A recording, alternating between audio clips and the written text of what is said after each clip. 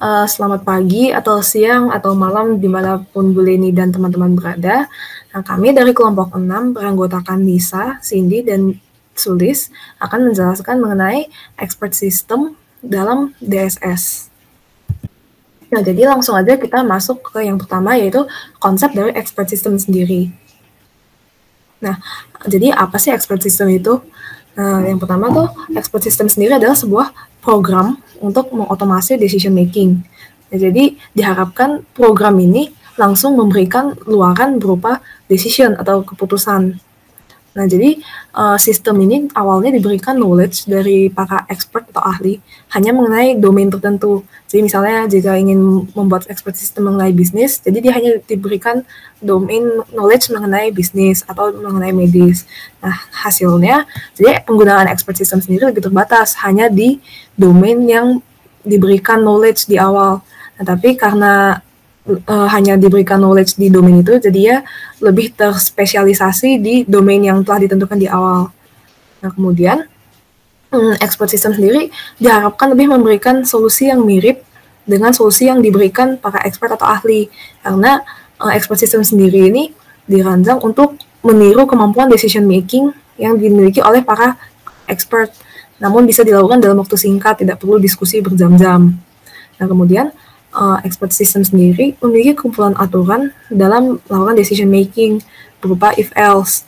Jadi dengan knowledge yang ada diberikan sebelumnya, jadi untuk memberikan decision ini menggunakan if else gitu. Karena tadi domainnya lebih terbatas, expert system sendiri lebih terbatas, jadi baik digunakan jika domain permasalahannya tidak terlalu luas, sehingga sistem tidak akan memberikan solusi yang terlalu kemana-mana. Ya, bahasan kedua adalah bagaimana expert system dapat mendukung decision support system. Karena seperti yang diketahui, expert system dapat digunakan juga untuk menentukan decision.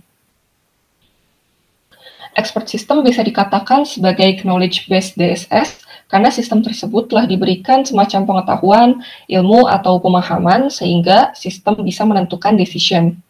Pengetahuan yang diinjeksikan ke dalam expert system dapat bermacam-macam, tergantung pada problem dan konteks apa yang ingin diselesaikan.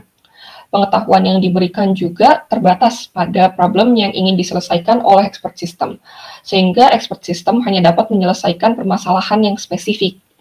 Jika ada variabel atau konteks yang berbeda, maka expert system kemungkinan besar tidak dapat memberikan keputusan karena bisa jadi ada variabel yang belum ia pelajari dan kenali. Sementara, decision support system pada umumnya bisa dimodifikasi sesuai dengan konteks dan kebutuhan. Selain mengenai permasalahan dan cakupan pengetahuan, dalam membangun expert system juga harus ditentukan tingkat expertise seperti apa yang ingin dicapai, apakah cukup tingkat umum saja, atau harus yang lebih dalam lagi untuk menentukan decision yang lebih strategis. Sehingga tiga hal inilah yang penting untuk dipertimbangkan agar expert system dapat mendukung decision support system. Secara umum, cara kerja expert system diawali dengan menginjeksikan pengetahuan tertentu kepada sistem, di mana pengetahuan ini telah ditentukan skopnya berdasarkan tiga hal yang telah dibahas pada slide sebelumnya. Kemudian, user yang membutuhkan decision akan diberikan berbagai alat bantu, salah satunya bisa berupa pertanyaan untuk setiap aspek dan kategori yang ingin sistem ketahui. Nantinya, jawaban tersebut akan menjadi pertimbangan bagi sistem dalam menentukan decision.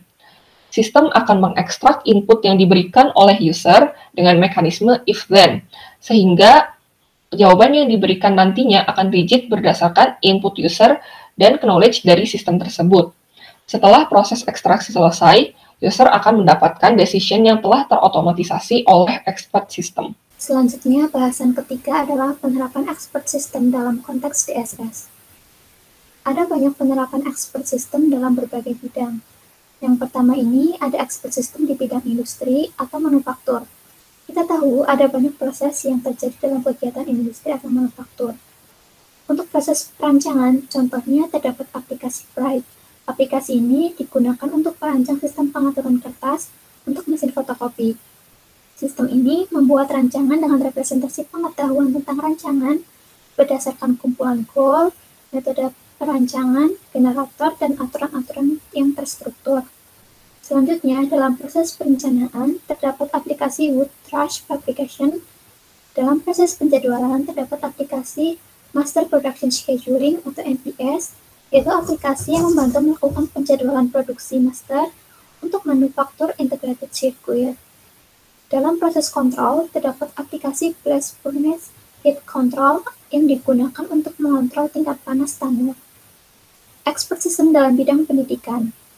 Contohnya, aplikasi ISESC, yaitu sistem yang memiliki parser yang mampu membaca kalimat dalam bahasa Inggris dengan mencapai 5.000 kata per menit dan mampu menyelesaikan soal-soal fisika mekanik statika dalam waktu kurang dari 5 menit.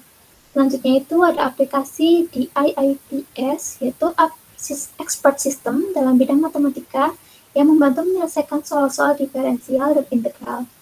Selanjutnya ada expert system dalam dunia bisnis. Penerapannya itu ada dalam proses pembelian, mengenai suku cadangan mesin percetakan, konsultasi program bantuan kredit bank, dan dalam strategi perencanaan. Contoh penerapan expert system lainnya. Yang pertama ada aplikasi MySyn. Aplikasi MySyn ini merupakan expert system di bidang kedokteran yang mendiagnosa infeksi bakteri dan memberi rekomendasi pengobatan. Yang kedua ada Dendral. Dendral ini expert system dalam bidang kimia dengan penggunaan struktur molekul. Yang ketiga ada Exxon. Exxon merupakan expert system yang membantu konfigurasi sistem komputer besar. Yang keempat ada Excel. Excel merupakan expert system yang membantu karyawan bagian penjualan dalam memilih komponen sistem FAX. Yang kelima ada Prospector. Prospector ini merupakan sistem yang membantu ahli geologi mencari dan menemukan deposit. Yang keenam ada EL. EL ini merupakan sistem yang menganalisa sirkuit elektronik yang terbuat dari transistor dioda dan resistor. Sistem ini digunakan sebagai bantuan dalam belajar operasi sirkuit elektronik dan rancangan. Yang ketujuh ada SOPI. Sistem ini tuh membantu mahasiswa belajar memecahkan kesulitan sirkuit elektronik. Yang kedelapan ada Delta. Delta, sistem ini tuh digunakan untuk membantu personalia dalam pemeliharaan mesin lokomotif listrik diesel dalam memantau mesin yang tidak berfungsi baik dan membimbingnya ke arah prosedur perbaikan. Yang terakhir ini ada aplikasi Folio. Sistem ini tuh menolong stockbroker dan manajer dalam menangani investasi bagi kepentingan langganan. Sistem ini dirancang khusus untuk membantu para perencanaan keuangan untuk memperkecil kemungkinan kerugian karena pajak, inflasi, atau faktor-faktor lainnya. Demikian akhir presentasi dari kelompok 6. Semoga bermanfaat untuk kita semua. Terima kasih.